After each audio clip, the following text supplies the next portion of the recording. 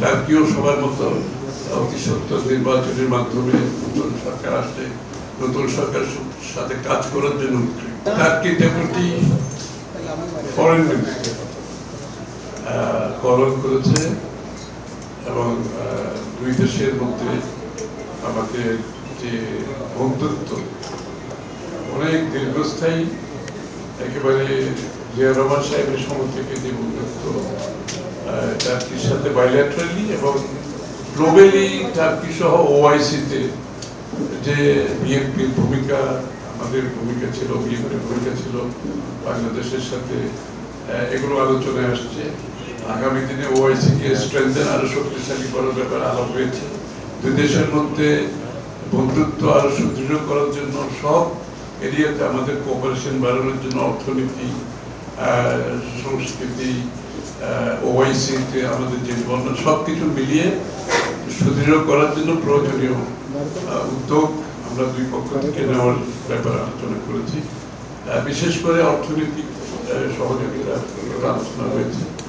Turkish বিনিয়োগ বাংলাদেশে বিভিন্ন ক্ষেত্রে সেটাও আলোচনায় আসছে এবং টার্কির সাথে বাংলাদেশের যে সাংস্কৃতিক আমাদের অনেক দিনের সম্পর্ক, আপনারা জানেন কামাল আতাতুর্ক রোড নামটাই দিয়েছিল জিয়া রহমান সাহেব নিজেই, এবং ওআইসিতে জিয়া রহমান সাহেব সহ টার্কির গুরুত্বপূর্ণ ভূমিকা পালন করেছিল, সেটাকে আরো শক্তিশালী করার ব্যাপারে আলোচনায় এসেছে এবং বিশেষ করে দুই দেশের মধ্যে ট্রেড, ইনভেস্টমেন্ট, বিনিয়োগ বাড়ানোর ক্ষেত্রে আলোচনা আসছে এবং টার্কি আগ্রহ প্রকাশ করেছে আরো অধিকতর বিনিয়োগের জন্য এবং এই জন্য দুই দেশের যে চেম্বার আছে টার্কি বাংলাদেশ চেম্বারকে আরো শক্তিশালী করার ব্যাপারে আলোচনা এসেছে।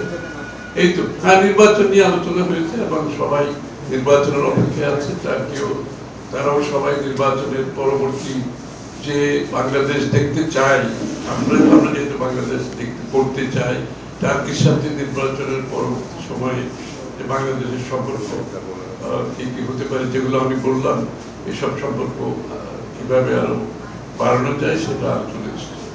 এবং নির্বাচন তো নিশ্চয়ই সবাই টার্কিও সবার মতো অতি সত্ত্বর নির্বাচনের মাধ্যমে নতুন সরকার আসলে নতুন সরকারের সাথে কাজ করার জন্য না, প্রতিরক্ষার ব্যাপারে ওইভাবে আলোচনা করা নেই। তবে টার্কির সাথে বাংলাদেশের যে বিনিয়োগের বিষয়টা আছে, সেখানে অনেক বিনিয়োগের মধ্যে পরবর্তীতে সেটা হয়তো আলোচনা আসতে পারে।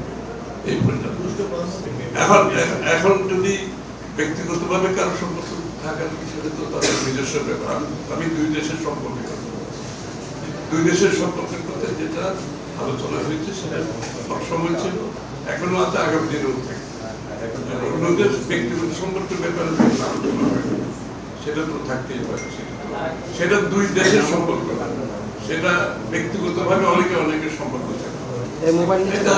টেক্সটাইল তো একটা বড় এলাকা আছে আমাদের, মেডিকেল ইকুইপমেন্ট ওরা ভালো করে, আরো কিছু এনার্জিতে আছে, হেলথে আছে, ফার্মাসিউটিক্যালস আছে, এডুকেশন, ইভেন এগ্রিকালচারও সহযোগিতার সুযোগ আছে। টেকনোলজির কথা আলাপ হয়েছে, যেখানে স্কিল ডেভেলপমেন্ট, টেকনোলজির উপর আলোচনা হয়েছে এবং টার্কিশ যে তাদের পক্ষ থেকে সহযোগিতা আমরা একসাথে